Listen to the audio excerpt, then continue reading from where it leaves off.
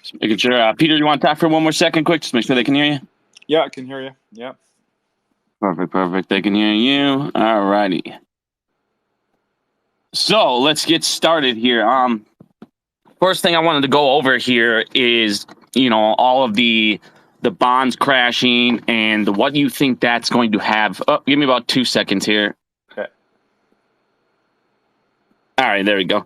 Yeah, so the first question we got is the bonds crashing around because they're crashing at such a catastrophic event. Obviously, you just saw what happened with UK and the interest rates going up and how the Bank of England had to repurchase all that debt back just to get the interest rates back. So what are your thoughts going on right now in the bond systems? Yeah, so it's interesting. So way before I even got noticed on LinkedIn about AMC, I'd been talking about this as being a problem for what's been building since 2008. So basically, why central banks basically suppressed yields with quantitative easing throughout 2008 to 2014.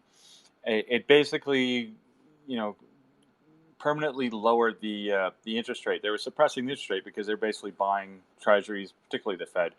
So all you've got going on is you got asset managers who, some are equity focused, some are bond focused, some are hybrids, but a lot of the more, I wouldn't call it risk averse, but traditional investment fund is going to have a high, especially pension funds. So that's going to be the topic here. But it's not just pension funds; it could be any kind of macro fund that has a fixed income component.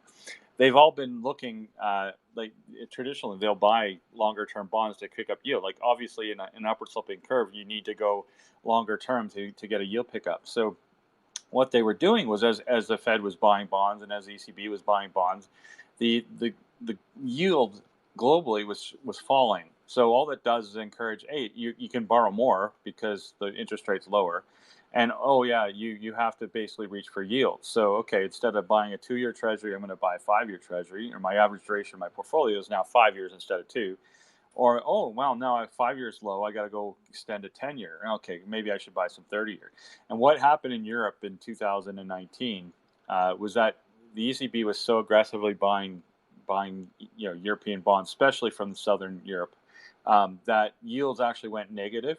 Like the best rated European countries such as Germany and Holland and Switzerland, they all had negative yields. So what you were seeing in 2019, when you're seeing people buying, like, and again, it's like, why would they be buying bonds with a negative yield? Because the price keeps going up. So it's just like it's FOMO momentum. You're buying these bonds because some other person's buying them after you. So you had yields keep going negative. In Germany, they were able to issue 30-year bunds at a negative yield. And of course, why was this happening? Well, is a situation where Germany was very fiscally, like basically they were austerity. They didn't want to issue more debt, even though parts of Europe was going crazy. So Italy and Greece, Spain, Portugal, they were basically issuing lots of debt.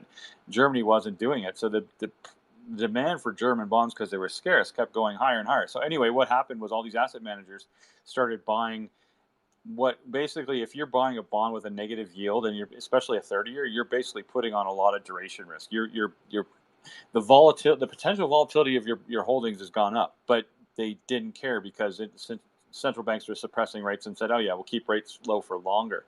And it got to a point where a country like Greece was able to issue like a 6-month or a 1-year T-bill at a negative rate. And this is Greece had basically almost defaulted on their debt in 2014. So it just is extraordinary. And then, of course, what happened was COVID happened. And this just exaggerated the problem even more. Like now, everything is like low for longer. And you see people going, I'm not just going to go buy German government bonds at negative yields. I'm going to go like try and find anything that's paying positive returns. So, instead of buying a 10-year treasury, U.S. treasury, I'm going to go buy a 10-year junk bond. And AMC was unfortunate that like they had such a crisis going on that they couldn't even take advantage of that too much. So AMC was issuing debt and still paying high interest rates. But again, part of that was they were issuing some of that debt before the 2019-2020. So they got saddled with that expansion debt. But anyway, the overall market was going crazy buying anything that was paying a positive yield, which means they're taking on not just term duration risk, they're also taking huge credit risk. So a lot of these funds, just because they had to make yeah, and again, we'll get right to the insurance companies because this is the biggest portion of it.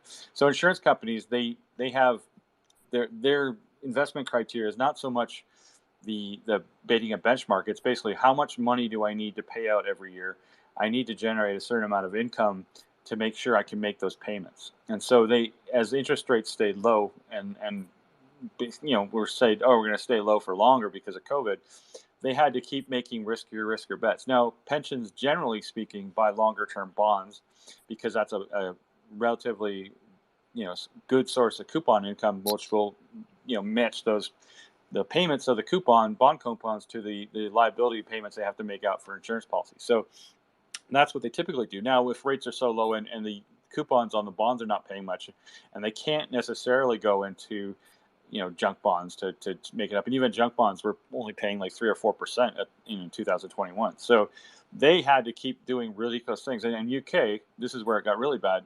The pension funds, instead of just buying a bond, they would do derivatives, repos, swaps. So they basically do some sort of contract for difference, where their leverage is now not 1-for-1 for just buying the bond. Now it's like 3-to-1 or 5-to-1. So their their gamma in terms of their bond holdings just went from like relatively flat to like very volatile. And what happened is the quantitative easing routines at the Fed, and they go, oh, we're going to stop this. We're going to reduce our balance sheet. So the UK was basically saying, okay, we're not going to be buying bonds anymore. We're going to sell these gilts that we've been buying over the last 10 years. So we're going to reduce our balance sheet.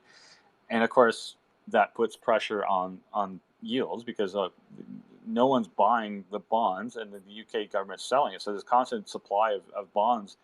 And meanwhile, and then of course there's the energy crisis going on in Europe, and so the UK government, with Boris is kicked out, they got the new prime minister, and she's not seen as particularly economically inept. She's not. She's seen as somewhat inept. Anyway, so she comes up with a policy like, yeah, we're going to pay people subsidies to pay for these these energy increases by tax cuts. At the same time, they're not reducing spending; they're increasing spending. So this is like the worst possible economic policy you can come up with. If you're an investor in the UK, you go, oh my God, they're going to be print money, and they're not increasing taxes; they're cutting taxes, and they're not cutting expenditures; they're increasing expenditures. So it's like a nightmare. So the pound dropped like a rock, and hit like near historical lows against the US dollar. Just for Guy, I mean, I think like at one point 10 years ago, before the great financial crisis anyway, the pound was like worth like 2.5 to a US dollar. Now it's 1-for-1 almost, like it's 1.09, so close enough. But so the huge drop in the pound over the last 20 years. But this is the biggest problem. Is like, so these pension funds have all this exposure to long dated bonds, and then the UK government was selling long dated bonds. So these little derivative tricks that the pension funds were playing, they kept getting margin called, and they don't have the cash around to keep paying margin calls. So they had to start selling their bond holdings, which are long dated gilts. So there's no one that was buying in the UK bond market. And there's a story went around that BlackRock was actually saying, yeah, we're not even going to give you margin calls anymore. We're just going to sell your positions because we can't afford to the risk. And so, yeah, the market was completely dysfunctional. And so the UK, the Bank of England, who had been all about like, yeah, we're going to do what the Fed's doing and raise rates, and talking about like 100 basis point emergency hike or something 2 days before because of the pound drop. And now it's like, oh yeah, we're not going to be doing any kind of bond selling at all. And we're not hiking rates. Oh yeah, and you're going to start buying gilts again because they had to, because otherwise the entire UK pension market would have imploded, and you would have had devastation throughout the UK financial system, which, because it's such a big component of the global financial system, would have obviously had knock-on effects. So that is in a nutshell what has been going on. Is too many funds over the last 10 years, but especially in the last 3 to 4 years, were taking too much term risk, duration risk, and credit risk. And so as rates go up, their portfolio value falls dramatically. And so they were getting margin called. So Will, the question you're probably going to go, and everyone's wondering as well, how does this affect U.S.? Are the U.S. banks, pension funds, the same problem? And I suspect, I had a conversation with a PIMCO strategist earlier this week, and I asked him that question. He said, well, I was specifically talking about Canada because he was a Canada focus for me, but he said in Canada, the pension funds that they've been following don't seem to have that exposure because they haven't been taking that kind of ridiculous risk in terms of, adding repos and swaps to their pension portfolio. But US, you got I'm seeing they to, are. yeah. Yeah, that's one of the things I've been telling everybody is to kind of watch what's going on in UK because it's pretty much what's going to start happening here. Like you said, the rates are going up on the bonds. These pension funds can't afford it. You now have these new collateral requirements and these new margin requirements with phase 6. And these pension funds fit in right with phase 6. It's going to be the $5 to $80 billion pension funds, and they cannot put that collateral down. So that forces these governments then to buy back that debt to bring the interest rates down so the pension funds can once again meet their requirements. So the next thing I was going to say is, what basically was going to be, do you think this is how's it going to affect the United States? Do you see that happening in the United States now with the yields going up, the interest rates on the treasuries going up? And as you can see, they're doing rehypothecation and all that in the treasury bonds like crazy and pretty much destroying that market. Yeah, this is it. So they, as I said, I've been told that Canada should be okay for now, but the U.S., I would assume that a lot of these pension funds have been mimicking what's been going on in the UK. Like, why wouldn't they? It's like they can't get yield enhancement otherwise, and they have lots of obligations. They need to make money. So I don't have specific information on institutions in the U.S., but I imagine, as I mentioned, the smaller pension funds, they're very much at risk. And just to point out, so again, the point is, this has all been started by the Fed trying to prove that they're not, like, their credibility is still in inflation fight. Right? They've lost it. They waited too long last year. It's like there's many people on economic commentaries basically blasting the Fed for ineptness, and I've been blasting them on LinkedIn for myself for the last 3 years. So they waited too long last year. They now are trying to restore credibility by being hawkish. They are trying to do a Volcker, but in Volcker in 1980 had a lot more freedom of movement. He wasn't constrained by huge government debt. He wasn't constrained by the fact the economic system was it wasn't as levered as it is now. You keep pointing out, the derivative exposure of all the banks. It's like, that can only be facilitated by low rates for longer, which is what we've had for the last 14, 15 years. So the great financial crisis was never fixed. It was just deferred, right? And it was all done. Yeah, it's propped up by overnight index swaps, actually. Yeah, exactly. So in effect, what's going on is the U.S. Federal Reserve has basically been very reckless and sort of like, we need to be as forceful as possible. And the market was expecting him to do some sort of pivot statement at Jackson Hole in August, and he did not. And so as a result, at the end of August, start of September, you really started to see an escalation in like these concerns. And of course, phase 6 clicked in as well too. So the margin requirement and the higher rates is like it's a very unpleasant experience for these financial institutions. And I'm surprised it's taken a month for this sort of to play out. But when the 10-year Treasury hit 4%, this week, I posted like, this can't be good. I wasn't sure exactly how long it would take to have an impact because it's a psychological level, but some people risk committees might have, okay, if it hits this, then we really got to start to do something. And, I've been posting again, on space calls and otherwise, I've been saying, look, Treasury rates above 3.5 are problematic. Anyway, Treasury rates above 3% are problematic, but now you get to 4%. It's like something's going to break.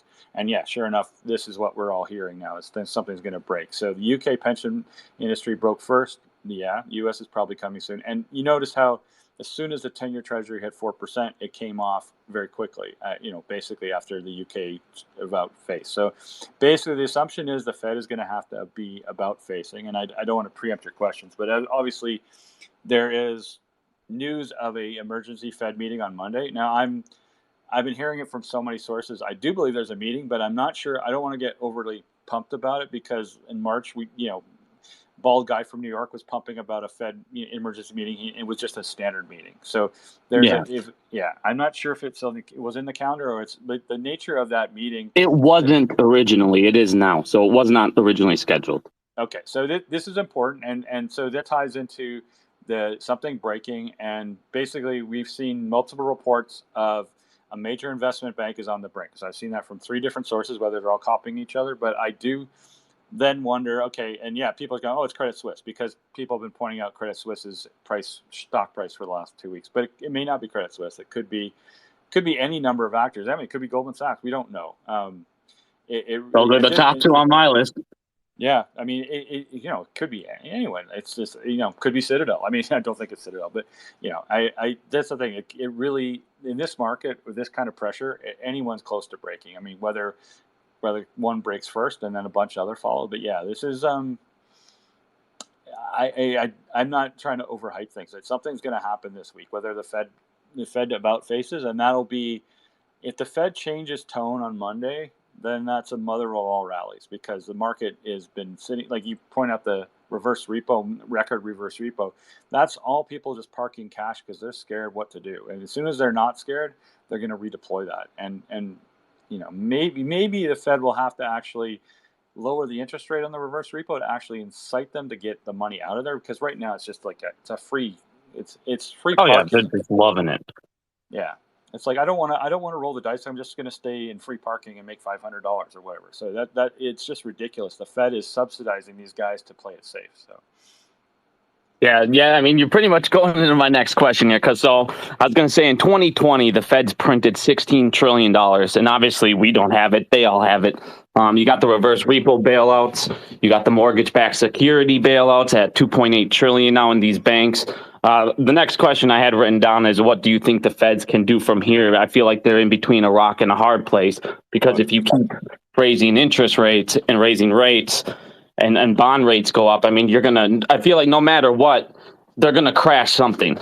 Yeah, exactly. And that was the last meeting where they raised 75 basis points. It's like people were saying, okay, well, we know that's priced in, but they're gonna have to cool down at some point, right? And no, the dot plot, mind you, okay, yeah. So everyone, I'm going to just talk about the dot plot a little bit, because people might not know what it is. At every meeting, each of the contributors, and it could be the 15 Fed or 12 Fed presidents, sorry, 12, not 15.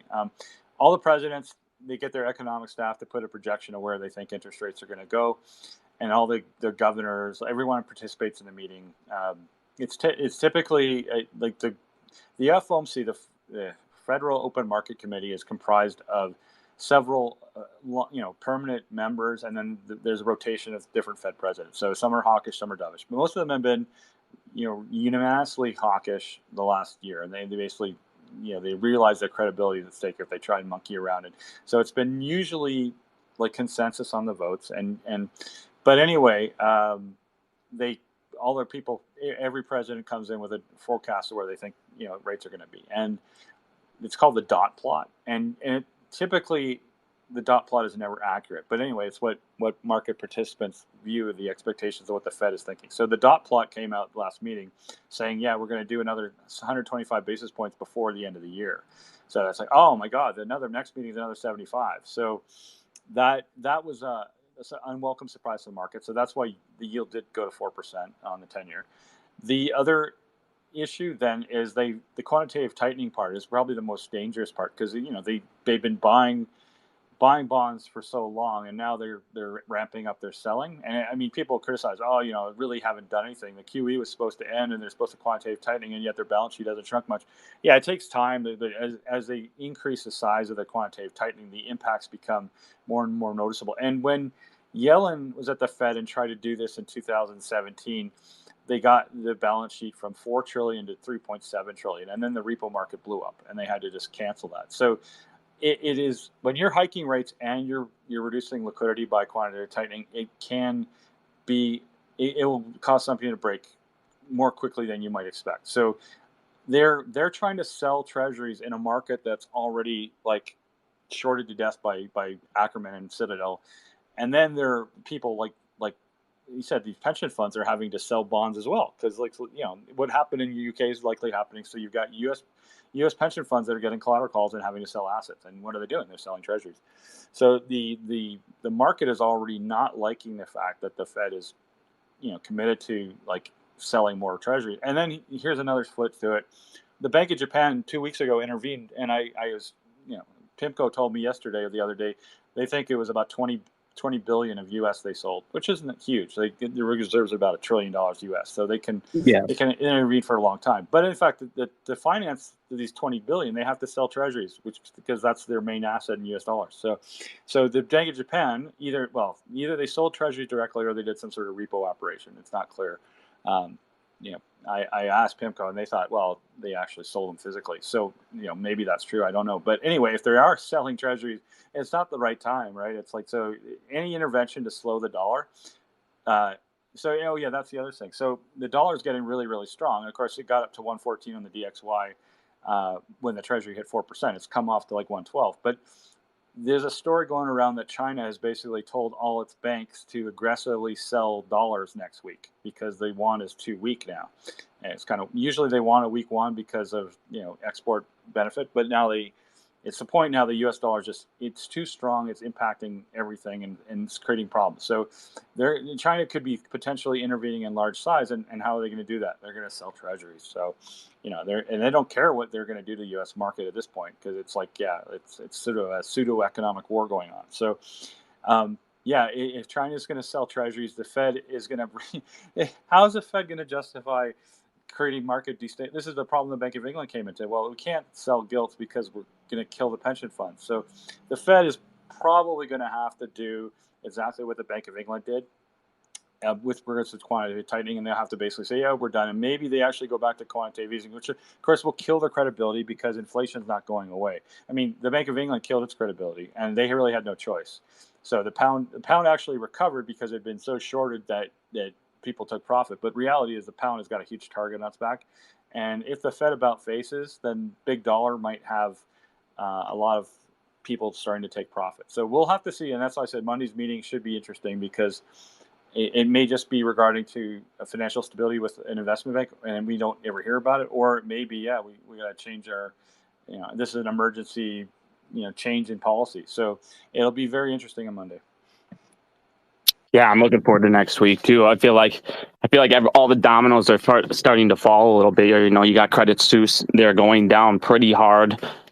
Everybody's liquidating. This was one of the things I wanted to point out with Phase 6 and why it was such a big deal, and a lot of people didn't understand it. It wasn't more just the deposits. It's the fact that their unlimited collateral it's gone. The COVID exemptions are gone. The unlimited rehypothecation is gone.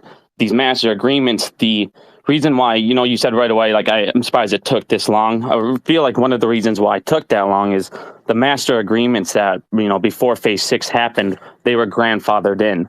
And they're going to start expiring here in the next, most of them are about 5-6 months. Yeah. And that's why I believe Citadel took those out, in Europe, a week before Phase 6, because they're like, crap, we have to, those lines of credit. They needed to get it. I mean, everybody and everything, I feel like, is on the brink of a collapse at this point. Do you feel that there is any way out for them to not have this thing crash? And I've always said, for the entire time for this to happen, for a moass, for a squeeze, we need a crash to happen. We need these guys to liquidate, and we need this collateral that's in the back end gone. And on top of that, we need these banks who are like the DTCC, just like in the GameStop report. They have the ability to forgive these fees and these margins. And you have to hit these banks to where they're being hurt. They're hurting to where they have to start collecting on these fees. Do you agree with that? Or, what's your take on all that? Yeah, I'll just point out, I just got some more messages about this Fed meeting. Now, I'm hearing one side, it's not on schedule, but people saying, oh yeah, it's a regular sunshine meeting. So we'll see what happens Monday. I'm not, as I said, I'm not pumping it too much because I'm getting conflicting reports about that meeting. But anyway, regardless, the Fed may have to have an emergency meeting sometime if markets continue. And as I said, if there is an investment bank on the brink, that we'll hear about it in some form at some point. Anyway, yeah, in regards to your point, I think you're exactly right. So because a lot of these OTC contracts were not well capitalized, because it wasn't transparent, no one really knew what exposures were. It's like, okay, well, we don't have to worry about setting aside margin for that because no one's tracking it. Well, now people are tracking it. As you said, some of the stuff is grandfathered. It may not immediately expire. It may take 3 months, may take 6 months, maybe take it a year. God knows. But I do think that's a major problem. Is they all of a sudden they're scrambling for collateral for these swaps that haven't really been accounted for, and this has been a huge source of liquidity. It's like when rates are zero or close to zero, the potential cost of the margin collateral that you have to carry for these things was low. But now interest rates are going up and volatility is going up. So those two things in particular, the volatility and the higher cost of interest, will make these collateral issues more apparent. And it's like at some point the bank is going to have to say, look, we're lending you all this credit and we're going to have to start charging you higher collateral because we're being charged high collateral on our offsetting exposures. So at some point, and you don't know if it's a month from now or 2 months from now, but at some point, it's going to force these shorts to have to cover. And as the collateral elsewhere gets nuked, it's like there's nowhere to run when everything's falling. And this has been the biggest hindrance, I think, in the last year. It's like, Evergrande. Well, Evergrande was kept alive on life support and didn't really have much impact as people were given time to adjust. But all these other black swans happening at the same time, and again, it's just impossible to envision that they have hidden sources of collateral they haven't used at this point. I mean, you've dragged it out so long, and margin requirements are going up. And JP Morgan's complaining about, we can't be as profitable because we need more margin. This isn't fair. Come on. So they got to cut their bonuses too. You see that? That's for them. Yeah, exactly. So I do think that this is exactly the sort of situation everyone's been game playing out. It's like, we need to see these market makers collateral fall, and then they will not. I mean, we don't know what the total size of the shorts are in AMC, but we know it's not just AMC. We know it's market wide. We know they've targeted. I keep seeing these Reddit posts from unknown authors, and it's hard to take it too credit, but they're talking about legions of companies over shorted, like a scale of 100 or 200 companies. And again, I don't know who posts on Reddit. I mean, it could be a hedge fund guy that's trying to screw with us, or it could be a hedge fund guy that's trying to encourage us. You don't know what the actors are trying to do behind the scenes, but I mean, the information's interesting. And so, I do think it's not just AMC; it's a bunch of companies, and this implies a huge amount of leverage employed to short this stuff. And you just look at the cost to borrow on AMC; it's like. And someone was posting the max GME was like 500% on Friday. So, it's they can't keep this up, I guess, is what I'm saying. It's like, so unless the Fed totally about faces and cut rates to zero, who knows, maybe they'll take that chance to cover. I don't know. But I mean, right now they're going to be forced to cover if things don't change.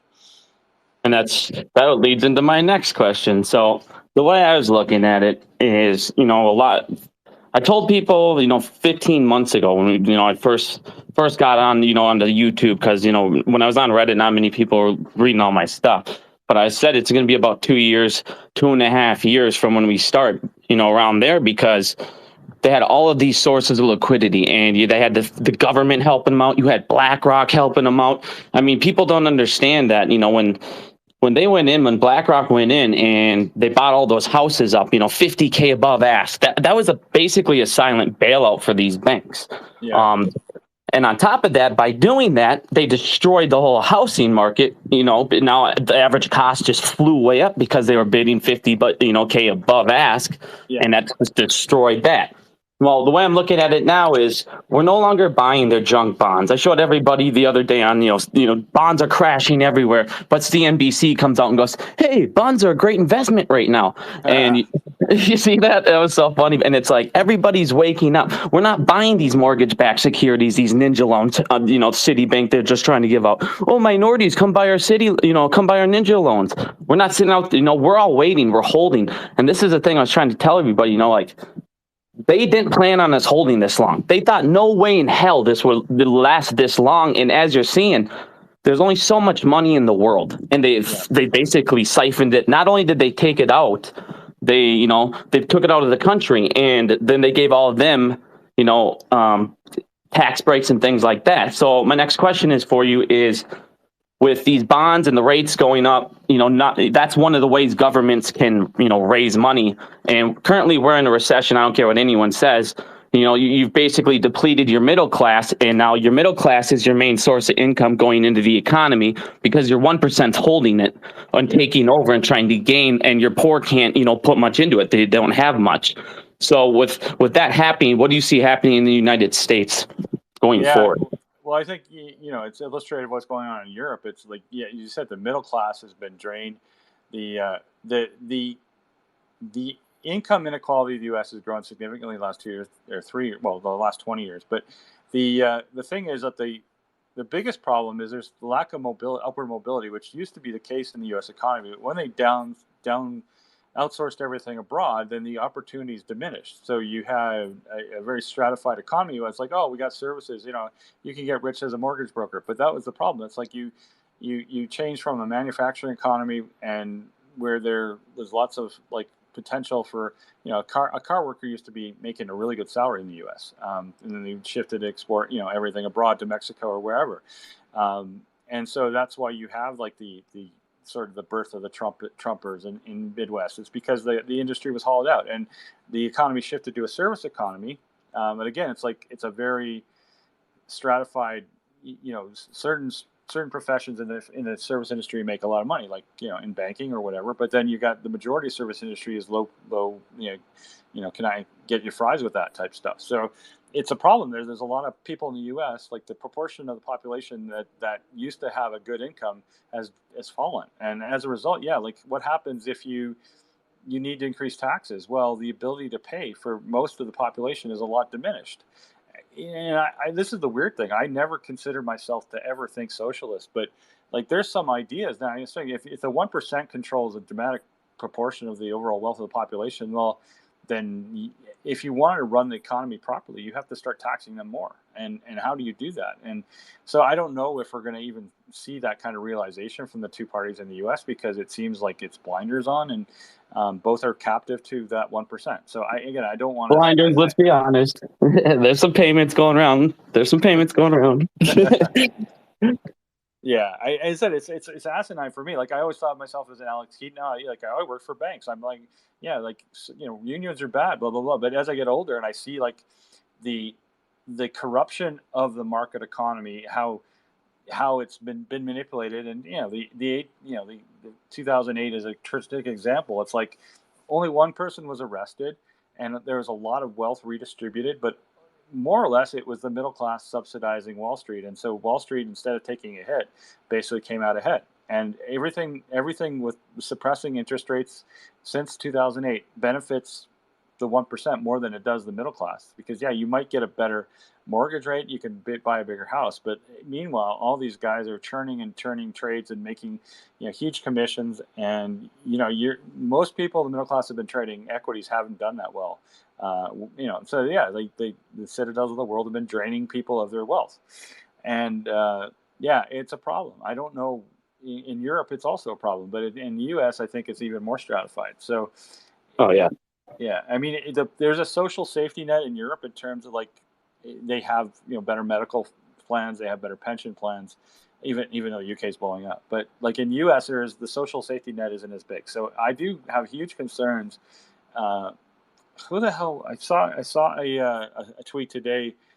It wasn't Drunken Miller, but someone was saying basically they expected a U.S. civil war after the next election. So, I mean, it just like, and it wasn't someone that you'd expect to say something like that. Was it Elon? No, it wasn't Elon, but it was someone of that vein said something like that this morning. And it's like, this is how bad it is. I think the income distribution is getting so skewed in the U.S.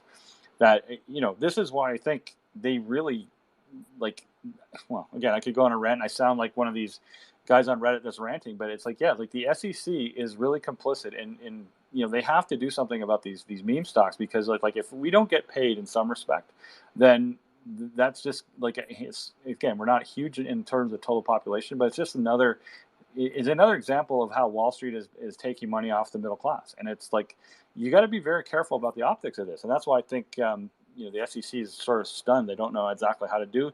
They've basically got the DOJ working for them, and the DOJ better find, like, there better be figures put in jail.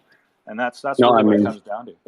I agree with everything you just said. I mean, I'm glad you said that, because basically everything you just said, I've been saying forever. And, what's funny is, if you look at the way the U.S. is set up now, all that money's gone. Nobody has it. You've destroyed your middle class. You destroyed your lower class. So you only have a couple options now. You pretty much need to allow the moass just to redistribute to your economy, because if you don't, your economy is going to crash, because we're in, like you said, we're in a recession at this point. were losing money. The one thing that people, these rich idiots didn't understand is, well, why are you rich? Because you own a giant company. Well, your giant company's now losing money at a rapid rate. You're now having to cut down. Why? Because you stole all the middle class's money. We don't have anything to come support your main source of income. So now and it's like you were saying with, socialism, people have called me that for a while, and I'm like, no, it has nothing to do with that. The fact is there's only so much money in the world. Nobody's done something so dramatic in life that's changed the whole course of, human evolution. I don't care what Elon's out there doing. Over $100 billion. Do you realize how much money that is? That's more than some nations have. Yeah, no, exactly. And that's a key point. It's like, I don't think, whether each political party is bought, and it's distressing to see like political action committees and how does not just Pelosi, but a lot of the congressmen, people only make a certain amount of income, and they only came into office with, 500,000 in wealth, and all of a sudden 10 years later they have 10 million or 20 million. It's like, how did you do that? Like it's like Nancy, hundreds of millions. Yeah, no, exactly. So I mean, whether they're just blind or bought, they are facilitating this wealth depletion of the greater proportion of the population, and that can't be good in the longer term. But the problem is that all these people are very short-term thinkers, and this is like, I'm not a China pumper, but like China does a lot of atrocious things, but they do have, and I would not want to live in China, to be honest, as a citizen, but they do long-term planning. So the reason China's been able to make the leaps and strides that it has is because they take a longer-term view, whereas the U.S. has devolved into this really short-term, and it's been discussed forever, like, oh, we worry about quarterly earnings, not annual earnings, or not 5-year earnings, and whether that's better or not worse, but it certainly creates a short-termism which makes short-term decision-making, decisions more likely to get made than longer-term benefits. So if I can make $50 in a week, or I can make $500 in a month, well, I want the $50. It's like, well, that doesn't make any sense, because if you waited three extra weeks, you get like 10 times. Well, I don't care. I want to spend it now. And that's the problem. It's like, I'm exaggerating that, but it's so short-termism. It's making suboptimal decisions. For example, like I'm going to boost precious metals here. I think silver is due for an explosion. But a big of the problem is, like, if you need to have, like, the U.S. took themselves off the gold standard in 1971. The whole reason Volcker had to raise rates in the 1980s was because the Fed, as a fiat currency, like the dollar was losing value as a fiat currency because there was no discipline going on at the central bank. So the Volcker came in and changed that. But every governor since Volcker has basically let it slide again. So yeah, the dollar is really strong right now, but it's only because everything else has been devalued as well. And like, the fact of the matter is the fiat currency system is close to collapse. And what China and Russia have been doing is basically highlighting that, yeah, like precious metals, we should have a commodity-backed currency. So they're going to, with the BRIC nations, they're going to create a commodity basket currency, and it's going to be a challenge to the U.S. dollar. And the fact is, it's going to be backed by physical assets, which, like, even if you're talking about especially if you're going to a digital currency, you need to have something real behind it. And the U.S. has basically let precious metal prices be suppressed for decades. And meanwhile, China's hoovering up physical every month. So I've been talking about COMEX and how the silver inventory in COMEX is dropping. Same with the LBMA. There's not going to be enough physical silver, and China's got a huge portion of it. God, why are they doing that? Like, if the U.S. is so worried about strategic thinking, why are they letting China take all the precious metals? And we're not even talking about letting them dominate the rare earth. U.S. used to be the biggest producer of rare earth, and all of a sudden they stopped, and so barium and lithium and all this stuff. China has basically got, like, I go on a rant here. Like, for example, in Afghanistan, there's a huge source of lithium. Well, now the Chinese have access to it. So it's like the U.S. has been sleepwalking on its longer-term strategic decision-making. It's all short-termism. It's driven by politics, and it's bad. And so, yeah, like this whole the wealth transfer, the 1%, again, it's been like, whether it's, again, whether you're bought or you're just blind, the U.S. politicians are letting the middle class get drained of wealth, and that's not good longer term for the health of the country. So yeah, no, I agree. Everything you've said, Pete, I've literally said this multiple times on YouTube. I mean, you're 1000% correct. I've told people, This crash is coming, and it's going to be 2008 on crack. There's no way around it. There's no way around this. It's going to happen. Everything is dropping. Like we went over the housing market, everything's overinflated. They're over leveraged. It's not like they're over leveraged like in 2008 where it was just 15 to 1, 20 to 1. They're up to 200 to 1. It is beyond insane. I've been talking about fiat currencies. That they're all a joke. How can the whole world be broke? Yeah. How can all fiat currencies be owed in debt? And the funny thing with the United States, like you're saying, they're just destroying, the middle class. On top of that, the United States' biggest debt is $22 trillion to its own people, to its own insurance companies, to pension funds, to, all of us. And when we go there when we're older, where is it? It's gone. It's not there. And as you were talking about earlier, for the Civil War, this is why I believe, this moass has to happen. There's nothing else they can do around it, because if this moass doesn't happen, and we know that you're cheating, we know you're breaking laws, we know now that there'll be two types of laws, ours and yours. We're not going to sit there, and people aren't going to stand for that eventually. And when you're talking about them maybe being bought, have you heard of dark money? Yeah. Dark money in the United States in this last election broke $1.2 billion. Where did it go? Because you can't tell me they spent it on ads. It went to their pockets. That's how they got rich. Exactly. And maybe it went to the IRS. I don't know. They're auditing. Yeah, exactly. So leading to that, though, and going off what you were just saying here. So my way of, so I said this is either going to go, one of three ways. One, they're going to have to allow the moass, and they're going to have to sell some of these islands or bring some of that Cayman Island funds here and give it to us. Number two, they're going to have to crash all fiat currencies, including the dollar. And by doing that, you're going to introduce what they want and called CBDCs, which are those.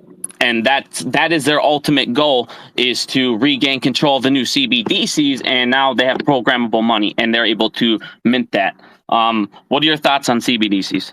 Yeah, no, exactly. And like I said, China has already done, a live test of that last year. And exactly it. They experimented. It's not going to have a permanent shelf life. You have to spend it within 30 days or whatever they programmed it to. So, that's the basic thing. It's we can influence. Oh, we need to pump up consumption. Okay, we'll give everyone a stimulus check, but you got to spend it in 30 days. None of this hiding it under the bed or anything.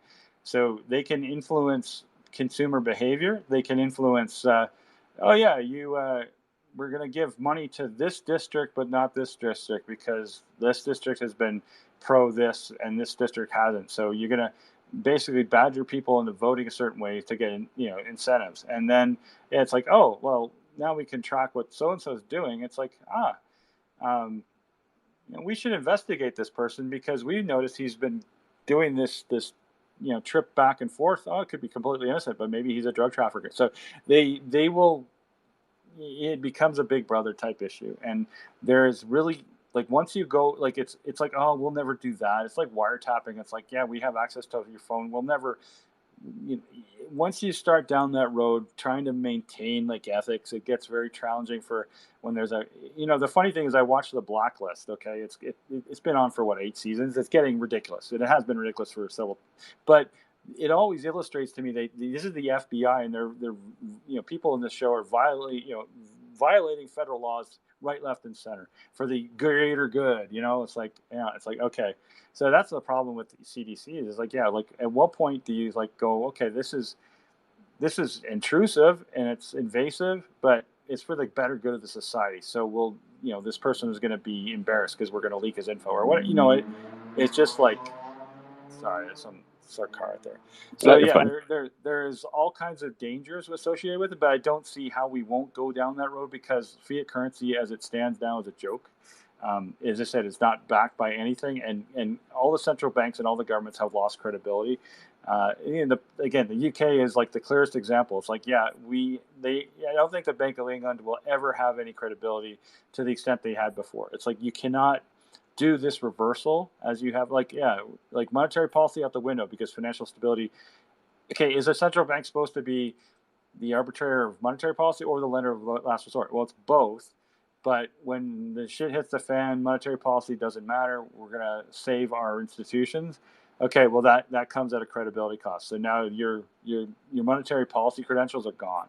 And so the Fed will get to that point sooner rather than later, I suspect. I've been saying this for 3 years. It's like the Fed is trapped. Because of successive governors, Bernanke, Yellen, and now Powell, they have basically devalued the dollar. I mean, obviously it's a strong dollar now, but the money printing that's been allowed to happen has created a situation where people borrow too much, and now they cannot pay that money back, especially if interest rates go up. Everyone's got too much leverage. So interest rates can't go up. That means inflation can't be fought successfully using the tools that the central banks are currently using. So, inflation is not going to go back to 2% anytime soon unless there's a global deflationary event, such as an economic collapse. So, you can take one or the other. You can have a massive deflationary event, which then wipes out a lot of wealth, or you have basically worst case is you have a stagflation event where you have high inflation and no growth, and that's the concern. It's like, which are they going to choose?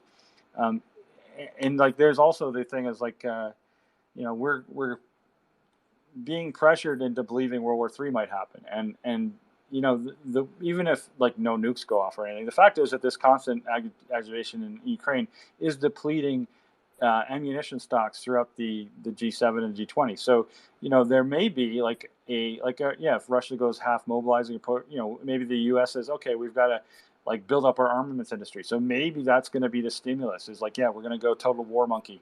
So there's a lot, as I can go on tangents here, but that's the point is like the CDC is ultimately going to have to replace fiat currency because there's no way out for the Fed, no way out for most of the central banks, and the credibility is destroyed as they have to bail out these companies that, we're not going to do any more bailouts. Well, it may be that bailout is how we get paid because it's like there's no recourse. There's not enough money otherwise to fix this. And I didn't think last year that the DTC would get involved, and I still don't think they will. But I do think that the Fed may have to. So it's just these shorters have gone apeshit crazy. Sorry, but they have poison pilled the market. They have shorted so much and done so much damage that, I mean, it's in addition to what's already going on elsewhere, right? There's so many of these events that are coinciding at the same time in higher interest rates that we haven't seen these level of interest rate increases for 20 years. It is going to be 2008, but worse. And that's sort of how I feel about it. It's like, try not to be negative about it, but there's no way around it. We got to have some sort of reset, and whether it's probably done through digital currency is sort of how I see things going eventually. No, I agree with everything you said, and it's funny you said the word reset. I've been saying that for like 14 months. There's going to be a reset in money in some way, shape, or form. My problem with CBDCs is if you're American, is pretty much goes against freedom in every single way, shape, and form, and that's what we're built on, right? We're supposed to be a free country, and this pretty much takes that away. Absolutely. But I agree with you, and then just because you just brought that up, I'll just go to the next question quick. What are your thoughts if Ukraine joins NATO, and how will that affect this play? And you kind of brought up the war. Do you think that would bring the United States into a war? Well, I would also, at this point, it's basically the U.S. is fighting a de facto war. NATO is fighting a de facto war against Russia right now. Basically, it's one thing to send arms like bullets and rifles and med packs and stuff, but when you start sending high-tech guided missile systems that Russia hasn't gone absolutely crazy about it because as long as it's only targets in Ukraine, but these missiles are capable of going into Russia. So at some point that's an escalation. So whether Ukraine joins NATO officially or not, and the interesting thing is Sweden and Finland joining NATO is extraordinary in itself. And Russia realized, well, we're committed to Ukraine fighting this. We're kind of we can't really credibly threaten Finland right now. But that was the whole point of Finland being neutral since 1945, is because Russia was right next door. And, I actually, my grandfather is Finnish and my parents, my mother is Finnish. So I understand Finland's they were invaded by Russia in 1939 and fought them off, and then basically had to join the Nazis in the continuation war. So there was a lot of animosity against Russia, and Russia had they when 1945 was over, they said, hey, we're taking half of Finland. So they basically took the portion of Finland where my family is from. So it's a little sensitive for me, but yeah, like Finland had to sit next to this big bear for like 70 years and pretend to be neutral, while basically gradually going to westernization. So the joining NATO is a huge thing, and that so Russia inadvertently shot itself in the foot because they threatened Finland and Sweden and said, well, if you're going to basically arbitrarily invade Ukraine, then we have no choice, because we can't even trust you now. And so yeah, now Russia's trying to annex parts of Ukraine that they don't have, that they've invaded. And why they wanted to do this is because Crimea is on the Black Sea. They had a naval base there, and then they want the land portion. They don't want to have to go through one bridge. They wanted to basically have the land portion connected to Crimea. So yeah, we have to annex Kherson. We have to annex the other Zaporizhzhia, and then Donetsk, and so all these are areas that are well known if you're a World War II historian, because this is all parts of like where Russia and Germany kept fighting back and forth. Kharkiv changed sides 4 times during World War II. So this is like it's a historical war zone. Anyway, Russia wanted all this just so they could have a land access to Crimea. So, but they've basically tried to take one quarter of Ukraine by force, and now they're calling it like, yeah, we've had votes, and now we're going to annex them. Oh yeah, and we'll defend these things as if they were Mother Russia with nuclear. So they're basically upping the stakes. And so I think what is going to happen with Ukraine is that there is going to be like some acknowledgement. Okay, fine, Russia, you can have this, but we can't allow you to like. It's like you let the bully do this once, and the bully is going to do it again. And so they have to come up with some kind of there has to be some sort of block that makes this not a Russian victory. So Zelensky is basically saying, well, we'll negotiate with Russia, but not with Putin. So like he's basically saying they have to have a leadership change in Russia before the war is over. So that's a pretty bold thing to say, but parts of the republics that Russia just annexed actually are in Ukraine. Ukraine still, they took them back. So this is not over by a long shot, but the NATO escalation could go like if they do get accepted. And I think the EU and the US would be stupid to say, yeah, full partner, because that would be like, okay, hands down, we're going in. But in fact, the amount of aid the US is sending already, it might as well be in. I mean, it's in World War II, there was a brief period in late 39 where Germany and France went into Germany. They stayed there for a week, then they left. It's called the Phony War. There really wasn't any fighting in 39, even though we were at war. So I don't know what to call what the U.S. is doing in Ukraine. It is at war with Russia. It's economic and military aid war, not direct physical troops. If U.S. were to send troops in, then it would be a physical official war. But I don't know if the U.S. will go that far. We'll see. Yeah, I'm not sure if they would either. I just got that question asked a lot to me. If Ukraine joins, does that automatically mean we'd go in? I was like, I don't know if that automatically means we'd go in, but we continuously send them more money like we're doing and things of that nature. Yeah. All I will say is if it was an official, if NATO accepted Ukraine, that would increase the risk of actual physical confrontation between U.S. and Russian forces, and that would be bad for markets. That would increase the VIX, I would assume. It would basically make volatile commodity markets. It would basically maybe help the moass, but I don't know. I don't know if I want to benefit from a war, right? So that's the big question. Yeah, sorry. I was just trying to see if a couple of people were asking me a couple of questions here. But we pretty much went over those two. I'm not going to go over those again. Let's see here. What else are we going to go? So for the moass, so for a lot of people with this crash, a lot of people keep asking me, meme stocks and things of that nature. And I say that meme stocks are a good place to park your, our money. We can't do financial advice, but the reason I feel that they're, a good place to put money is obviously all of retail is going into these. These are majority owned. And when you've seen liquidation like you're seeing now, it's going to be institutions that are liquidating. It's not really going to be retail, unless they have their panic sell. But most people, AMC is going to be majority retail owned, so it can only drop so far in my eyes.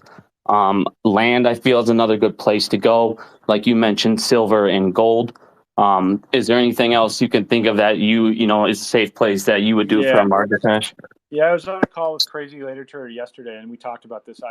I like food, like basic commodities, like cocoa, sugar, pork rinds, whatever. Food. McDonald's, Coca-Cola. The thing is, with incomes decreasing, like, yeah, as much as people say, "Oh, McDonald's is shit, and I shouldn't be eating like junk food too much," but it is cheaper than healthy alternatives. And when you're income constrained, you typically will look to. You're not going to go out to Olive Garden or whatever. You're going to go to McDonald's. So I do think the fast food chains brands will probably do okay. I do think, like basically, yeah, like I don't know if people that drink beer will switch to pop. I doubt that. But you know what I mean. There's certainly consumer like staples, I guess is the word I want to use, are always going to be safe. Whether they're going to be exciting, maybe not. They may not generate like 5% of return a year, but they at least probably won't go down as much. And then I think things like fertilizer, like there's a company called Nutrien, which is basically in a potash, and the potash, like fertilizer prices have been crazy. So maybe it's too overbought, but like I think that the world is going to experience food shortages, and so I do think that fertilizer is probably a good buy. And on a flip side, like uranium has got a lot of buzz over the last few years, but it hasn't played out as well as people thought. But there's this like nuclear power is sort of this weird. It's not considered evil anymore, but it's like The Simpsons, of course.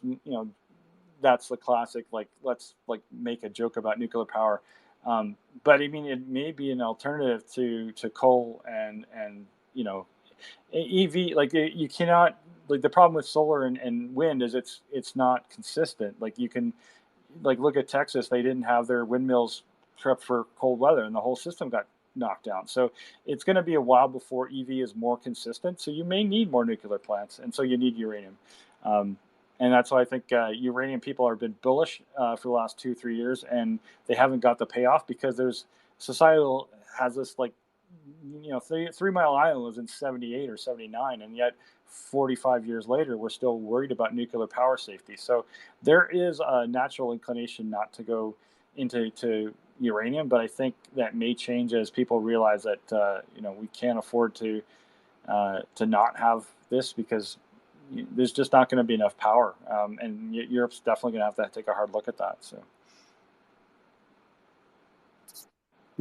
Yeah. So the way I'm looking at this is, I don't like to give timelines at all because I know everybody asks these timeline type things. But I'm just going to say my point of view, and if you agree or you want to add anything on, go ahead and do that. Because like I said, I don't do timelines, people, for a moass type thing. But the way I'm seeing this playing out, in the next couple of months is, you're going to have more of these family offices we haven't heard of, and now you're seeing with like Credit Suisse and all these banks that are going down, starting to see domino effects. With liquidity, you're seeing it drying up across the board. I guess this will be the question leading up to all this. With liquidity, drying up across the board, and they're obviously going to keep liquidating. They're going to have to start either covering, certain positions on short, or do you think that there's any emergency get out of jail free card for them? I'll just ask you because I've told people there's no way out, but I just want to make sure there's nothing that I've missed. Like this is the problem. We've all been guilty of like saying, yeah, this is a major event. We should see something happen, and then crickets, right? And they've always found escape hatches. But I honestly like it.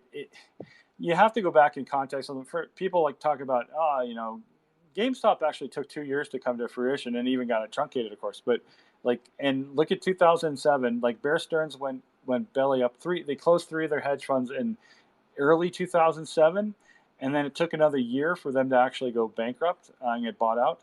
And of course, it was March of 2008 when that happened, and then it was 6 or 7 months later that Lehman 6 months later that Lehman went tits up. So it takes longer than you think. I do think, however, that what happened in 2008 was a slow burn because the Fed was raising rates, but not dramatically fast. They were only going by 25 a step, and it just sort of broke. That's kind of the humorous thing. It's like, no, it's not humorous, but 2008, the Fed wasn't being that aggressive. The Fed is super aggressive raising rates right now, and you can only do so many 75s in a row, like because there's so much debt in the world. And again, this is what I've been saying, is like the Fed is constrained. They can't do this. Let alone like the impact on the federal budget when all the debt comes, you got to roll over your 2 and 1 year treasuries that you've sold a while ago at like whatever 0%. Now you got to start paying 4% on them. I mean, yeah, no, it's not going to be good. So the Fed is stuck, but like they've been raising rates so fast that this is, and also I should point out that typically monetary policy has 12 to 18 month lag. So the fact is the Fed has only been aggressive in the last 6 months. So it may be another 6 months before the real crap hits the fan. But I think people are more cognizant of the fact that there's so much damage already going on that I don't think it's going to be I think the adjustment mechanism to higher rates is going to happen faster is what I'm saying. So yeah, I think like timelines are difficult because I'm sick of like telling people, yeah, I think something's going to happen by end of year, and then last year nothing happened, and it was very frustrating. Like it's like, yeah, like it logically made sense that these people should take their money back from pensions. Oh, Citadel then puts restrictions, so we can't take our money back. So that's what happened last year. But like it was frustrating because like, oh, the Fed transparency in March. It's like, well, I wasn't, the bald guy was wrong, obviously, but I did think that something by end of April would happen. And no, the transparency rules, Hester votes no, we're going to delay everything. So it's very frustrating for timelines, but I do think that the higher rates are a hugely different, like, kind of animal here than what the market has been used to. And then, as you said, the phase 6, it's all a bunch of speed bumps that it's like, it's impossible to, like, it's like a motorboat that's been speeding away, the cops are chasing him, and all of a sudden, in front of him is all these obstacles now, and it's like any of them that could knock him flat, knock the boat overboard.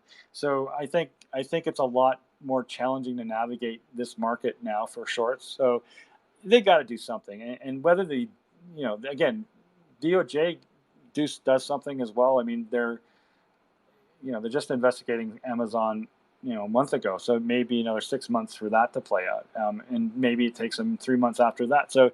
Yeah, it could be another year. I hate disappointing people. Like, I need my money now. I would like to see my money as soon as possible too, but I don't want to give a blank check saying, yeah, for sure by end of year. But there's a lot of crap to deal with. So yeah, I do think it could be sooner rather than, and I'm not even talking about APE and the FTDs and the T plus 35 versus T plus 30 plus T. People ask me that all the time, and I've given up trying to analyze it because I get so much conflicting information. I just basically say at this point, I'm expecting a longer term play out here because of phase 6. But if something happens before that because of APE, great. But I'm not going to count on it. So, all right, I got 2 more questions for you, and then after that we'll open up for a couple of questions if that's okay with you. And then I got to go in about 30, 45 minutes here. The first question, this is from somebody on my YouTube here. They want to know, does the hurricane accelerate the economic turn down? Because now you're going to have insurance companies need to pay out all that money, and obviously all that money is already owed out to them by the government. So what would happen in that case? Yeah, so that's a great question because that's another, like, you talk about all these black swans, and like, yeah, we just got dumped on another one. Ian came on, and like, I've never been to Fort Myers, so I have no idea what the actual damage is, but the pictures look appalling. So I think some are people saying this could bankrupt all kinds of Florida insurers, and sure, like, that's probably going to require a lot of federal aid, and that's, like I said, it's another pressure on everything. So yeah, like, I think insofar as it's going to cause some of these insurance companies to have to sell all their assets, then yeah, like, that's going to dump a fire sale issue, and like, you're already selling into an oversold market. So yeah, and no one was anticipating this 2 weeks ago, right? It's like, oh, it's just another hurricane, but this one, category 4, but it was a pretty devastating category 4. So, and I don't even know when it hit South Carolina, I don't know if it did a lot of damage, but I haven't been reading that. But like, it's not just be Florida; it might be the Carolinas as well. So, or Georgia, I don't know where it landed, but the insurance companies are going to be hurt a lot, and not just the local ones. I think national ones as well. So, yeah, it's another stress for sure. All right, and then, thank you, Francis. And this is my last question here for you, and then we'll open it up here. So I've always warned people about, with the crash and all these things and these banks being so over leveraged, and if they're the ones taking these hits, they pretty much, they have the right to close out their, anyone's account whenever they want. I think that when this happens, they're going to be unable to access their money. I believe if you're in a local credit bank, a local bank or a credit union, not an ISDA, they're not, they're not going to be over leveraged. Your money should be safe there. Do you agree with that, or what are your thoughts on being able to get your money out during a crash and things like that? Yeah, so the U.S. is interesting. So like until the late '80s, everything was state regulated. So you had gazillion smaller banks, and so that was relaxed, and you had things like Citigroup emerge. But like, is every state still might have little idiosyncrasies, and like, but yeah, like nationally, the big banks may just say, "Yep, sorry, we're gonna restrict withdrawals," and you're kind of out of luck. Whereas credit unions, again, it depends on each credit union and who they're governed by and what the regulations are. And I can't speak to that. In Canada, it's like it's a little more different. Like it's all provincially regulated. There's only 10 provinces, and so it may be different, like what happens in Canada and the U.S. But yeah, I do think we're seeing evidence of that. Like obviously in Lebanon, which is a completely different story. But if people in Lebanon feel the need to go to the bank with a gun to get their own money out, that's an extreme case. But like you never know. Like I said, it could get bad here, and so like I know you've been warning to people to get out of banks and go into credit unions, and on a small scale that would be fine. I think the bigger problem is the people with a lot of money won't be able to do that easily. But I certainly would just check out options and credit unions, depending on how well capitalized they are, like what their regulations are with regards to withdrawals, and what kind of deposit insurance they have. That might be something to look at. I assume that because deposit insurance is federally regulated in Canada, I assume it's the same in the U.S. So you should be fine whether you're in a credit union or bank, because you get the same amount of deposit insurance. But I would definitely look at credit unions as an alternative, but I would do my DD, I guess is what I'm saying. But that's obvious. So I guess I can't ask this last question. That'd be financial advice. Oh man, people. Somebody wanted to know. I guess I can't ask that. That's technically financial advice. But they wanted to know, like, if they had a pension and they're worried about something happening to their pension, what would you recommend doing? But I don't know if you could answer that question. Honestly, because that's someone asked me the other day. It's like, oh, I'm worried about my retirement planning. What do I do? What should I shift into? I said, look, you know what? This is a typical exam question on level 3 CFA exam, and it's a usually ridiculous question with all kinds of variables you have to consider, and it would take hours to like look at each individual's portfolio, what their cash needs are, what their retirement planning is, and then like, okay, well, what's your risk tolerance? So it's not something you'd answer on a space call. It would depend on each individual person's position. And all you can do is make sectoral comments, which we've already done, as to what sort of sectors will do well or badly in this sort of coming environment. But in terms of retirement planning and shifting from equities to bonds, I mean, generally speaking, for example, my dad never asked me for financial advice, which was always curious. It's like, okay, well, I work in the market. He never asked me for mortgage advice either. My sisters did, but he never did. And so he wound up telling me, like, oh, my investment provider at RBC is selling me to have this portfolio. I'm looking at it, he's like retired, and he's got 65% equities, and some of it's high growth. It's like, Dad, you're complaining about losing money in 2008. And I was like looking at him going, why is this bozo got you invested in growth stocks and all this stuff? You're retired. So, I mean, you can make general comments as to like what sort of your risk tolerance is, but like if you're on a retirement income, and it's all in a sort of retirement income fund, it's like it shouldn't be high risk. I mean, like the point is you should have had the money in that account before you retired. If you don't and you're struggling, then taking risk means you may have even more income losses when you least can afford it. So that's the only thing is like the only thing I say is if you're close to retirement, taking okay, I've got AMC in my retirement account, but I got 15 years to worry about it, and I've got additional pension issues that say hedge that. So, but like generally speaking, like I'm not telling people to sell, but I'm just saying it's you got to make that. What can you afford to lose, I guess, is the best way of putting it. So that's my only advice, and it's not not to be financial advice. This is my general advice. So. All right, thank you. I'm going to open up a couple people here. I got about 25, 30 minutes here, so I'm going to bring a couple of people up here. Nick was going for a while. We got Jay Brown. If you guys want to come up and ask a question, just go ahead and request. Nick, yeah, hey, what's up, guys? How you doing, by the way? Good, buddy. Good. So, it was the lead lag report that Michael Gade, if I'm saying his name right, apologize if I'm butchering it, but I came up and I asked a poignant question because last week, I like to lurk, and for anybody who's going to get on anybody for listening to these opposing voices, miss me with that stuff. But that George Noble was going on. What do you mean a pivot? I want to hear, the whole notion of the pivot, right? Now, zoom out a week later, it feels to me like the Hunt for Red October. Peter, you may remember that movie. Yeah, oh yeah. Kind of on the nose with what's going on, I think, too. More or less, are they kind of hunting for that big fish? I got that out of it, but as well, what does a Fed pivot look like? Now, to me, that doesn't mean turning the money printers on per se. To me, that could mean adjusting policy, yada yada yada, a few different things. But what they hit me back with was, and I didn't conceptualize this, but maybe you Peter can add more flavor to it for me, being in the FX markets like you are, or at least knowledgeable of them. That the Fed could open up a market for dollar swaps to try to slow down the progression of the dollar, because it's a massive wrecking ball issue that's going on globally, but as well that's going to slam back home eventually. Wanted to get your thoughts on something like that. Yeah. So sorry, I already sort of alluded to that. So the dollar is too strong against the yen. The Bank of Japan intervened. Question is, did they sell the treasuries outright, or did they use the central bank repo facility that provides U.S. dollars?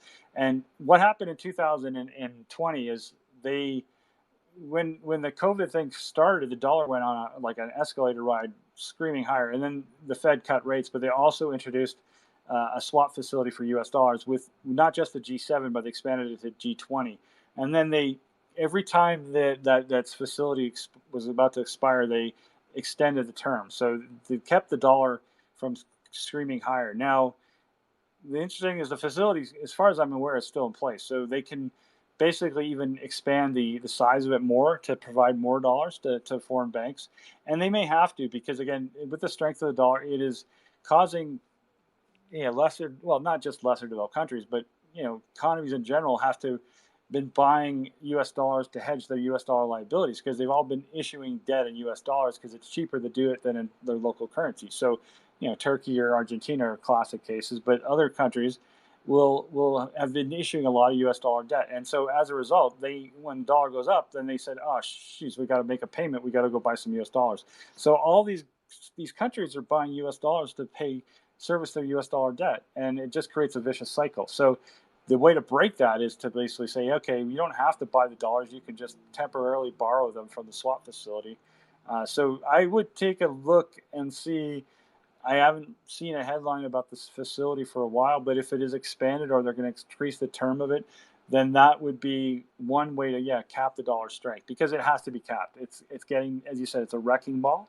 And it's a wrecking ball in a lot of respects, because it becomes a vicious cycle. And I've been warning about a third world debt crisis. And Sri Lanka is the poster child. But Sri Lanka said, well, we'd rather, feed our citizens than pay our debt. And now they can't even feed their citizens. So, there's no good action when you're basically defaulting on your debt. It creates more problems, and it may be a longer term fix in terms of like reducing you get a renegotiated debt at some point, but in the meantime it creates problems. So the dollar is going to cause more defaults, and that's not a good thing. So I do think an increase of the swap limits might be in the offing. Whether it does much, I don't know, but it would be a solution to this problem. Thank you, Peter. Who's got David? I actually want to touch on the same what Peter was just talking about, kind of answer my question. Oh, okay. Sounds good. Thank you, buddy. Jay Brown? Hey, what's going on, Doc? Hey, Peter, I kind of have to follow up with Nick just now, because I was in that same space, and I'm gonna ask you the same question I asked also the guy that came, because I know you better. We got to talking about the rise of the dollar, being affected by the interest rates, and we got to talking about the bonds. We got to talking about the credit default swaps. We talked about everything, all of these major events. And somewhere in the conversation, somebody was basically saying, "Hey, look, it's going to be some major event that happens, and so on and so forth." My question, my phone rang. I'm sorry. My question to you was, he couldn't really explain what major event was happening. But to me, what freaked me out, can y'all still hear me? Is my phone bugging? Yeah, yeah, you're a little low. All right, hold on one second. Let me switch it and go back. But can you hear me now? Yep.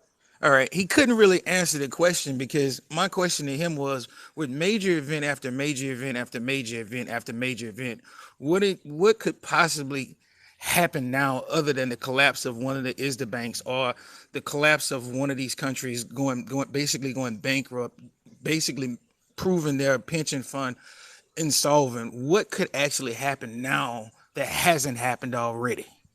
If you can answer that, because he couldn't. Well, I mean, we've sort of alluded to it. You know, major investment bank goes down. Um, I think the Lehman event in 2008 illustrated that letting like the too big to fail. Well, we're not gonna hear that. We'll let Lehman fail. And I mean, I can waste time and talk about that was actually a personal issue between Hank Paulson and Fold. There was there were there were like, believe it or not, there were interpersonal issues that caused Lehman failure, which caused the part of the debacle in 2008. So an investment banking failing will not necessarily be allowed to fail. Um, it will be bailed out somehow. And again, like you can hear people on Twitter screaming, "Yeah, we're gonna just another bailout," and it may have to be that way. And I don't know who bears the cost of that. It'll ultimately, probably be the taxpayer. But like they will have to. I think society is, Wall Street occupied illustrated that the public wasn't happy with Main Street bailing out Wall Street all the time. So I think there'll have to be some sacrificial, price to pay for being bailed out, whether it's someone arrested or fined. Like I said, the fines are increasing. So this was a point I wanted to make earlier. So I see people talking about Barclays and their $17 billion sale and how they only got fined 300 million, so they're making like 17 billion profit. No, you got to be very careful about that. Like you see something like a 17 million sale, it's not like they're short selling something. They sold this paper to clients. Now they have to go buy it back. When they sold the product, they made probably 2% commission. So they made probably 300 or 400 million on the sale.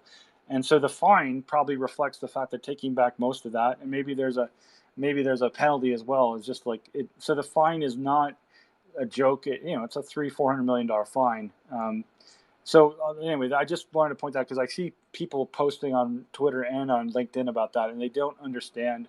Like, it's not an outright short sale of securities. It's not like well, we don't know what Citadel's done, but they 65 million have sold, not whatever. That could be absolute naked shorts. But this Barclays thing, I don't want to think so. But it just sometimes it bothers me when people toss around these numbers and they just lose. The movement loses credibility when it can't be verified. And so anyway, that's all that to say that I do think that there will be a financial intermediary that does fail, maybe more than one. Maybe it's a big bank, maybe it's JP, maybe it's BOA. Ultimately, I do think that, as we were talking earlier, there's some sort of digital reset will have to be triggered, whether it's fast or whether it's slow. But the bank will get bailed out, and the cost will be hidden by delaying it as they did in 2008. They'll swap stuff, So it's not it's not a satisfactory answer because it's probably going to be more of the same, but they don't have the room to keep fooling around. So ultimately, I think that it'll be messier, and as a result, I think that a reset will probably have to clean things up. But whether that takes a year or 2 or 5 years, I don't know. Okay, Peter, I appreciate it, man, and I'm glad you did touch upon how those fines work and the fees versus thinking that it's all profit, because that is something that definitely needed to be said, and I'm glad it's a big room and people hear it, because when you hear that, somebody got fined, it was supposed to look like a $17 billion profit, they got fined 300 million, you're not looking at the fact that they only charged 2% fees where they only made 312 million. So it is a loss. So yeah. I'm glad you brought that up, man, and pointed that out, because we do have to make sure we put out factual information so that we are, in line with calling bullshit. So exactly. I appreciate you. Yeah, I just point out, there's a lot of good information on Twitter. People look, they find stuff, and there's a lot of good information dissemination. But when you find the information and you put your spin on it without like I'm guilty of it too. I've said, oh, this is important, and then oh no, I misread it. So it happens to the best of us. But like sometimes these it just if it's too ridiculous an assertion, then it makes everyone lose credibility. And we've seen that in the past with other people. And I said I've done it myself with Citadel in their option position. So it can happen. But I just wanted to point out that 17 billion one seems so. You got to step back and think about it before you make a comment like that, because it's like, yeah, like no one would be allowed to make $17 billion on an illegal activity. It would be it'd be pushing things too far. So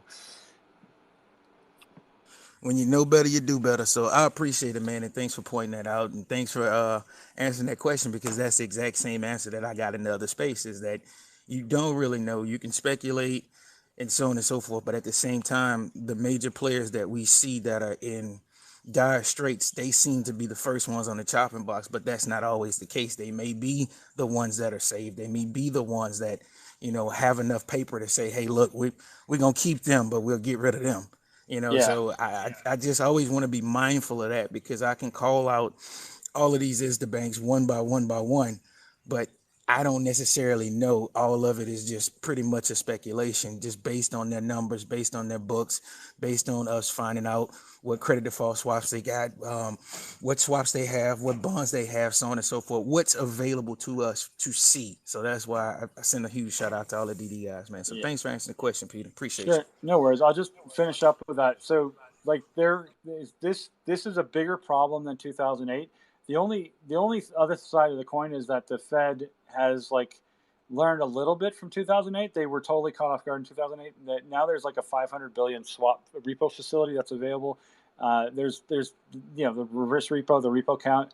There are a lot more people that are available to participate. So the liquidity in the repo count should be better. So they've tried to put in sort of safety mechanisms. So even though this is a scale much bigger than 2008, we don't know how bad it will be because of whether these safety things matter at all. So I guess that's where I sort of I see a lot of bad stuff happening. I just don't know how bad it will be, or they'll be able to fix it quickly because of did they learn anything from 2008 or a lot? I don't know. So anyway, it's a good question. We don't have enough information though, but I can tell you that I am absolutely sure that one or two major institutions will need a bailout soon. Peter, I'm just going to ask you one more question here from YouTube, and then after that, we're going to do average. They want to know, what are the chances that the feds or the government step in after seeing all this crashes and the moass and do something to where they say, we're only going to give you like 1,000 a share. They're going to cap it or something like that. Oh yeah, that's a good question. Of course, that came up a lot over the last year. It's it's about a managed squeeze versus an unmanaged squeeze, and I don't want to highlight YouTubers, but there are a bunch of YouTubers last year that were saying, the government's going to mandate a $5,000 share cap or something. Of course, it's impossible to know after the fact whether that was ever the case or whether it's just people spewing BS. But it was kind of funny, just it came from multiple fronts last year. So I did think that it was possible the government would mandate a price cap. But how? Okay, well, for which stocks? The HKD in Hong Kong allowed to go to 2,500. So why would AMC be capped? How do you it's a danger to the safety of the economy. You can't let AMC pay out too much. It's well, why not? Why? How? I guess that's the problem. Is there's no yardstick. There's no previous intervention to go by. So it's all going to be ad hoc, and it may be very sloppy and messy. So I don't rule it out. I couldn't even begin to figure out if they would do it to AMC and not in the stock, or if they did, where would the cap be? Would it be 500? Would it be 1,000? Would it be 5,000? I have no clue. So it's all speculation, but I do think it's possible. I just don't have any idea what that might look like. Yeah, and I don't know how they could do something like that, in my opinion. Maybe they could, but your credibility's gone. I guess it's already should have been gone, though, after the GameStop incident. But I guess they would. They'd do anything. So, Average, you got a question?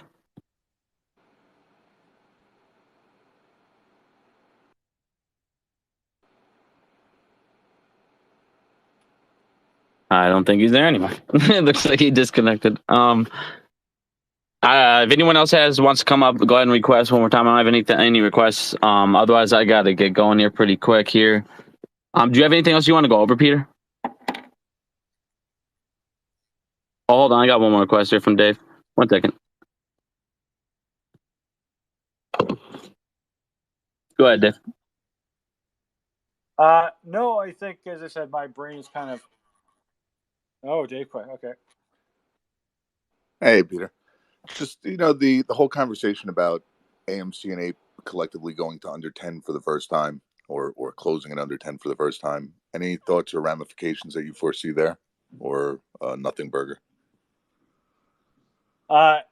So yeah, this is back. So I posted a little about this yesterday, but I had a brain fart. So AMC was around $10 in May, and it stayed suppressed for several weeks. And I was thinking at the time, so there obviously is the what is it? The NSCC has got a haircut for anything under $10. That's not the shorts having to pay that in. Like, it's, as I understand it, maybe someone can correct me, but it's basically if you own collateral and the price goes below 10%, the value of your collateral has got a haircut of 25%. So if you're Vanguard and you got AMC and it drops below 10, well, why would you lend your shares out if you know shorts are going to take it to sell it? So you're going to look for a higher rate before you lend them out. So that's how I interpreted that haircut impacting things. So what happened in May was then they basically were unable to get it below 10. They didn't want to take it below 10 because they know they'd have to pay more to borrow the shares. So in the meantime, they had to keep it close to 10 because the value of their collateral elsewhere was falling. So as a result, they need to keep as much of a P&L positive in their short. And they were I think Tony Denaro was saying at the time in May that, oh yeah, their short positions are priced at 16. So that seemed reasonable to me, 16, 17. And so, yeah, they basically want to stay in the green. Any move above 10 would reduce their P&L, but then they're getting hammered on their collateral side. So they can't at AMC go back up. So they were suppressing it for weeks in that stupid $10 to $14 range. So now everything is collapsing. Their collateral value is collapsing. They probably don't have any choice but to crush AMC below 10 because they don't have the collateral they used to as the market keeps falling. So yeah, the $10 margin requirement may not matter as much. I think the next tier is $5. So I'm not thinking they want to push it below 5. But again, I'm sort of guessing here, putting my finger to the wind and trying to figure out how this is happening and why it's happening. But yeah, like the combined value, but I think because they're separate entities now, it doesn't matter whether it was 7 or 8. It doesn't matter if 8's 2 or 3. It's still below 10. So I think the next issue is whether it goes below 5. Maybe we have another battle of 501. I doubt it though. So sorry, that was 801. So I don't. Was there a battle of 501? There might be, but yeah, like I don't think it'll go below 5. Yes. Technicals are suggesting AMC go to 2. It's like, I don't even know how to respond to that because who looks at technical? If it goes to 2, they'll be like I'll take my lunch money for the next month and buy 2s. I mean, come on. So it just causes the question of how hard they need to hit AMC down because their other collateral is going. And again, it's such a how long can they maintain this? At some point, something's going to trip, and so they can keep trying to suppress it as hard as they can, but the utilization such that it doesn't matter. It's 100%, but the cost to borrow is going up. So they can keep trying to hammer it, but I don't think they can push it as much harder than they can, even if, again, it's a day-to-day survival, I think. So we'll see, but that's my view on that. Also, the fact that Ape and AMC are now 2 separate securities, obviously, the $10 number really has no basis in the cumulative value of those two, right? It's each security standing on its own. Yeah, exactly. Yeah, I mean, and that's an Ape. Like, let's be clear. I think this has been the Ape will be delisted. I don't understand how you can make that argument when Ape is a preferred stock company that's not going to be delisted. So how can you get something that's part of another stock to get delisted? So I haven't been doing any DD on that, but it just intuitively like this is a lot of the fun that goes around. It's like if you just stop and think about it logically, that doesn't make any sense. So that's my view on delisting in danger of being delisted because AMC would have to be delisted. So that's my view on that. I agree with you there. One point to that though is even if, and I don't think it's even a possible if not financial advice, obviously, but even if it was delisted, even if it got to the requirements to be delisted, it can go on a different exchange. It doesn't go away. Agreed. I mean, it's not like I don't know. It's just, to me, that's straight up FUD, obviously. But even if you had no understanding and believe the FUD still isn't valid, because there's still other exchanges where it would end up, being tradable.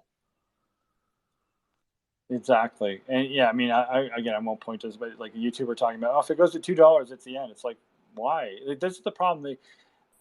Whether the YouTuber community has been bought in general, I refuse to speculate on that, but I don't blame people for speculating that way. It certainly looks odd. There's many things about the YouTube community, but yeah, like talking about, if ape goes to $2, it's over. It's like, give me some consistent argument as to how that's the case. I don't get any consistency from YouTubers, and that's my little end of the chat bitch about things. So there's not enough consistency and logic going around, and as I said, there's a lot of FUD, and it's like I don't even have the energy to combat it anymore. It's like I occasionally make a comment, but yeah, there's just too much nonsense out there. So. And based on the host, I want to say that not all YouTubers fall in that same boat. The other thing is, I think some YouTubers, it's just, whether or not they're bought out or not, they're saying what they feel they need to say in order to get attention, because that's how they make a living. And if you can't take that with a grain of salt when they're speaking, that's a you're fair setting point. yourself up for believing some stuff that's just ridiculous. Yeah, that's the point. If I was to start a YouTube channel, and I'm not saying I will, but I would basically not follow that business model. I would try and be, as I have been, consistent and logical. And if I don't know something or if I'm wrong, I'll admit it. And but yeah, like I guess, as I said, sometimes it doesn't. It's like politicians; you can say whatever you want just to get clicks, and then it doesn't matter if you've contradicted yourself 50 times. You keep saying the same nonsense just to get clicks. Anyway, so I will say that Bigums is not one of those YouTubers. So at least I wouldn't be doing a space call if I thought that. So. Absolutely. And you just surmised what integrity means, but sometimes people put profit before integrity. So, but yeah, I would imagine if you had a YouTube channel, you would be less controversial and more factual, and that doesn't necessarily lead to profitability in that arena. Yeah. It is what it is. All right, guys. I got to get going. Thank you guys for joining. Thanks, Peter, for doing this, man. Really appreciate it. I know you're not feeling that well. If you want to do this again sometime, obviously, I love doing this with you. You have tons of knowledge, so. Yeah, I said, as long as there's enough to talk about, I'm good with it. Obviously, this has been a very interesting last 2 weeks. So, yeah, pleasure to be back. And I'll try, if people have questions, to DM me. I may or may not answer. It's just I get busy with other stuff, and so sometimes I forget. So, but if you have questions, keep DMing me, and hopefully I'll notice. So, all right, everybody. Again, I got to get going here. I got to get. Thanks, guys. Appreciate it, everybody. Have a good weekend. Pretty soon. Take care. Thanks everybody for joining. I mean, I always have a good time with Peter. He knows a ton of information. Once again, if you guys don't know Peter on Twitter, please give him a follow. I'm gonna keep doing these space calls with him as long as there's stuff to go over. I don't like to just go over stuff like he said just to have views. But if you guys don't know who Peter Hann is, here's his Twitter. Please give him a follow. Like I said, he's insanely intelligent. Thank you guys and have a good day.